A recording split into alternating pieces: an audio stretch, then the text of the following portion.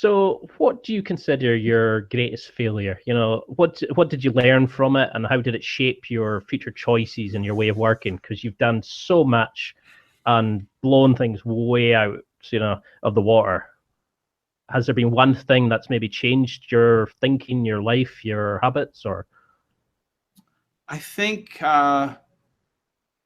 here's the thing. Like, I wouldn't go back and change anything. So when I'm asked this question, it's like, what's your biggest regret or what's your biggest failure?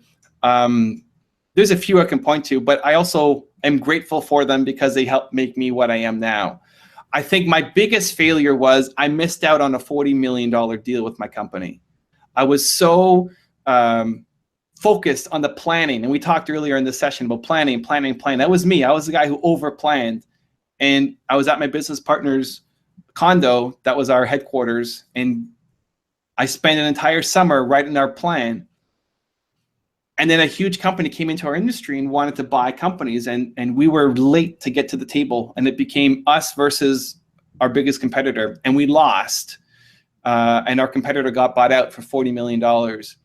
And we were not prepared enough for that pitch because I was off on some other plan. And that stung. Like, hey, I could have sold my business for $40 million. I was super excited. I was really young. But it also taught me the lesson that you got to get out there and test your assumptions. Like, yes, you need to have a business plan, but you need to do something with it too. And most of your plans are going to be wrong anyway. So like, get out there and start doing something about it. We need to be a lot more agile, and you got to actually start taking action instead of just thinking. And so what's the biggest failure? Maybe one of my biggest regrets, but it also taught me a really valuable lesson that I carry forward to this day.